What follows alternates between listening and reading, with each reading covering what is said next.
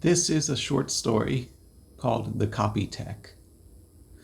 Jack Jacobson was an impeccably well-dressed man with a classical sense of style and always had a fresh haircut and wore just the right amount of cologne. Most people would assume just by looking at him that he was very successful, and they would be right. Jack was the president of a big company and had moved up over the past 40 years. Everyone at the company loved him and wanted to see him succeed, and everyone in the company waved and smiled at him as he walked the halls and waved and smiled back. Today, Jack was celebrating his 40th anniversary at the company, and there was a big cake, and some of the managers and vice presidents were making speeches about how great of a guy Jack was. It was expected that there would be some awkward dancing and some weird conversations, and after an hour or two, they would all go back to work. But that is not what happened. Yes, there was cake and the bad singing and cookie cutter speeches that you would expect.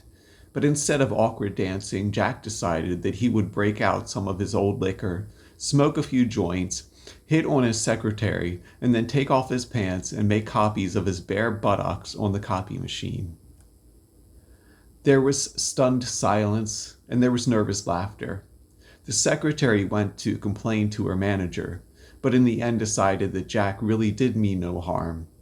Once the party was over and the weed and alcohol had worn off, the strangest thing happened. Everyone just pretended like nothing really happened at all. No one lost their memory, no grand conspiracy was at play. They all just let Jack get away with his little stunt, and Jack smiled to himself because he knew that was exactly what would happen. He had risen through the company over the last 40 years and had gotten away with a lot in that time, including cheating on his wife a total of 11 times. And even though he was never very good at his work, he kept rising through the ranks. He kept getting promoted. Girls threw themselves at him. He won free prizes on the radio. When he got a traffic ticket, the police always decided to drop the charges. When he forgot his kids' birthdays, they told him it was okay.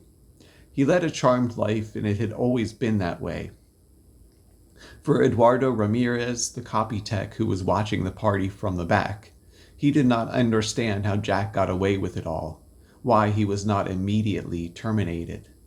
Eduardo had lived his entire life in poverty. He grew up in Xochimilco in Mexico with barely enough to eat and no clean water. His brother and sister were killed by gangs, and he had toiled the last 40 years just trying to get by in the USA. He studied English tirelessly for 5 years, even though his teacher said he was stupid.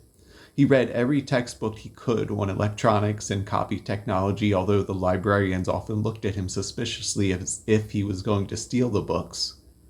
Eduardo did everything he could to get by, to be kind, help out his elderly neighbors and those in need. He even told people to call him Eddie because he thought it would make them more comfortable than having to pronounce a slightly more difficult name.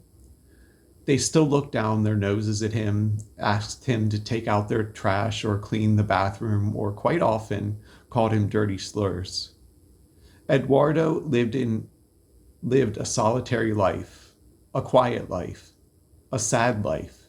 As he worked on the copiers after the party and after everyone had left that day, he could not stop thinking about what it would be like to be someone like Jack Jacobson, to be so lucky and to be so loved. Eduardo seemed to have only known hate his whole life. As he was looking at the copy history, he noticed, in addition to the copies of Mr. Jacobson's butt cheeks, there was a copy of his ID card. Eduardo could not help but wonder if the code on the copy could be used to access his office, if the ID card could be used to access his office. Eduardo printed a copy that showed Mr. Jacobson's ID card, sweating as he did. Eduardo had never done anything so shady in his entire life. He cut out the section that was his ID card and then used it to enter Mr. Jacobson's office.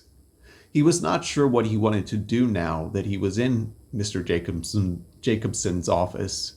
His heart was racing, but nevertheless he sat down on Jacobson's chair. It was nice. He smiled and sighed in relief. Then the door opened. Eduardo panicked. "I'm so sorry," Eduardo said. "I don't know what I was thinking."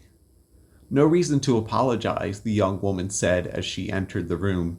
"I am just here to remind you of your massage." "My massage?" Eduardo asked. "Yes," she says. "I give you a massage every Friday, Mr. Jacobson. Don't you remember?" "Oh, of course," Eduardo says, a bit confused, "but I have to postpone." "Very well," she says. "Next week, then?" "Sure," Eduardo says, and then he collects his tools and clocks out of the office. Eduardo comes into the office early the next Monday morning, scanned in as Mr. Jacobson by mistake, and immediately noticed that everyone was smiling at him, offering him free coffee, offering to assist in any way that they can. Eduardo was a bit confused, but he began to realize it was because he had scanned in as Mr. Jacobson that everyone thought he was someone important, that he was someone to be treated with respect. He thought it was strange that they did not know he was not Mr. Jacobson, but he was not going to fight his good fortune. Eduardo sweated profusely that whole first morning, suddenly getting flirty smiles and winks from so many women and nods of respect from so many men who had all previously ignored him. It was quite strange.